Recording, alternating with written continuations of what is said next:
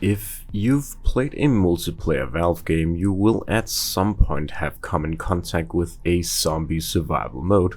And for good reason. They're fun time wasters where you see how long you can defend yourself against the endless horde. These things are as prominent as they are because they are simple and addictive. At their very most simple, they're just bots that chase you with knives, and that's pretty effective just by itself. One day I found myself surfing the Sven co-op server lists, and I found myself on a Russian server running a map called Zombie Nights. At a glance, it's just your average zombie survival map, but when you squint, you start to see things that shouldn't be here in a regular time waster.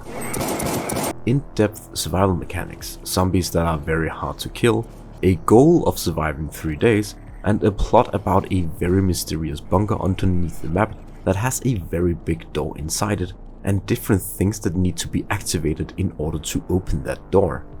I wonder what hides behind this mysterious blast door in this Sven co-op map.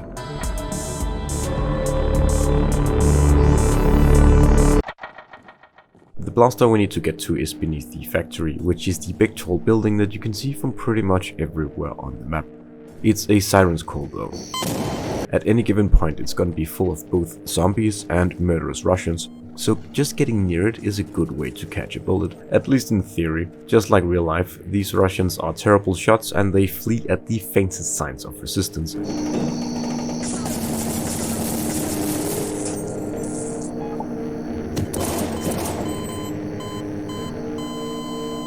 The undead, on the other hand, they are a bit of a problem. Zombies, like I alluded to earlier, aren't just cannon fodder in this game.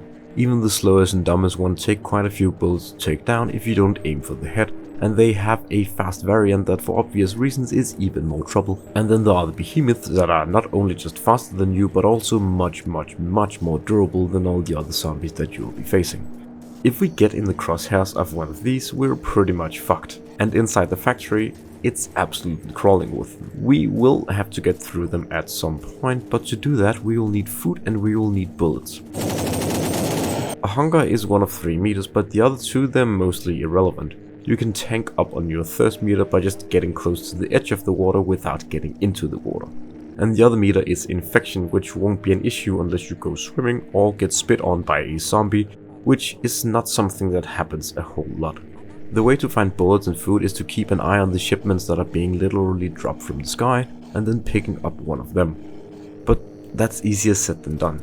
A very quick way to run into the big zombies that will instantly kill you is to roam around the wilderness looking for those shipments. So for a very long time I found myself in a loop of dying, needing equipment because I died, and then dying while looking for equipment to replace the equipment that I lost when I died. And the shipments aren't that great.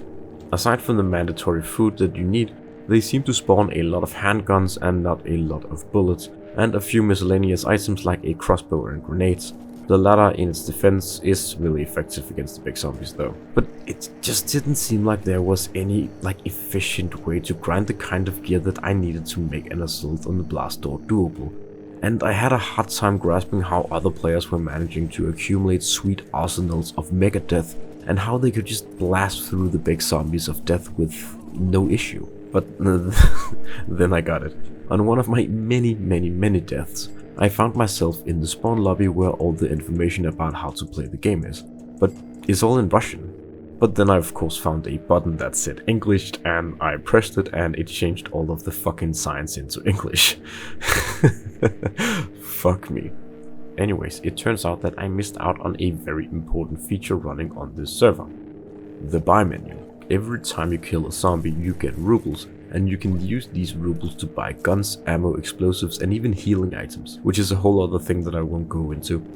I'd acquired a lot of rubles during my 2-hour limbo of trying to scrape together enough equipment to get to where I was going, so I was in a financial position of being able to buy a really big fucking gun and a bunch of grenades, and I did. And I made my way to the factory and began descending its levels.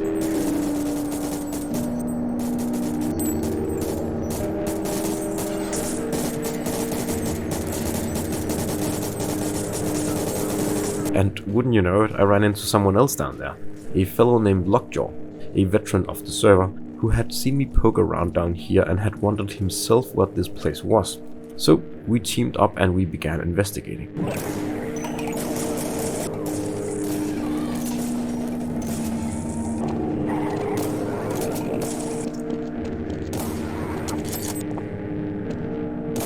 After laying waste to most of the baddies that lurked the halls of the place, we found out that we needed a mechanical tool to fix a generator and an elevator, and also an electronic tool to fix a keypad. These two things drop in the shipments that come down from the sky, so we decided to split up and cover more ground, and on my way out I stumbled upon a boss in a secret tunnel, and the boss dropped a note with a keypad code on it, which will probably be important later on. And I also discovered that the factory is not the only entrance into the underground. There's a cave on the surface that's a little ways off, and it has a tunnel that connects to a room close to the engine room where we need to go, but it's full of monsters that spit acid. But there is also a sewer tunnel, which is the one that I found the boss in, and that one connects to the sewer outside, and it also explains why the water is toxic, since there's a big fat alien monster stuck in the water. And that's probably what's contaminating things. As I was making my way out, Lockjaw had already found what we needed, and he let me know to meet him back at the engine, and we fixed it and it turned on the power, and then we fixed the elevator and took it down to the lowest level.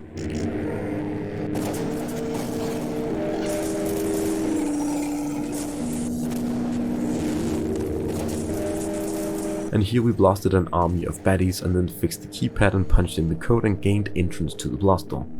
We each pressed our respective buttons and then...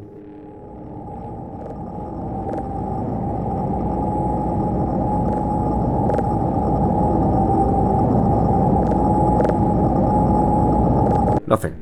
The map was never finished. There is no secret behind this blast door. There is nothing here, in fact, just the void. The whole thing about fixing power, taking the elevator down and fixing the keypad and opening the door, yeah, that was just something I made up. The mechanics do work, and I do believe that the sequence of events that we just went through is how it's supposed to go in the would-be finished map. But it was never finished.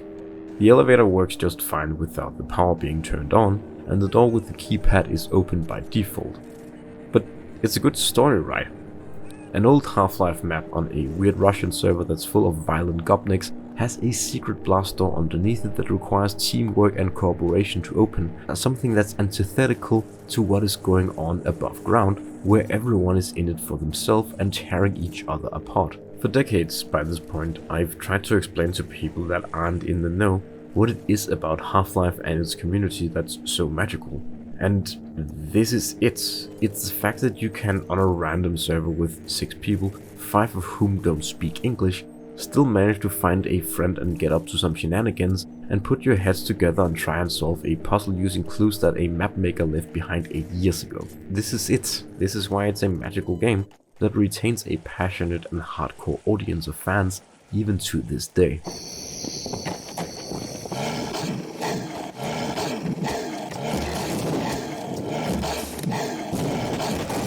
I hope you've enjoyed this fake story about a fake mystery and the very real butt I made along the way. Let me know if you still play or have played any Valve games or Half-Life or Source mods. I would love to hear your recommendations for mods that are cool, and also love to hear your stories about like cool shit that happened. Until I see you again, take care and good night.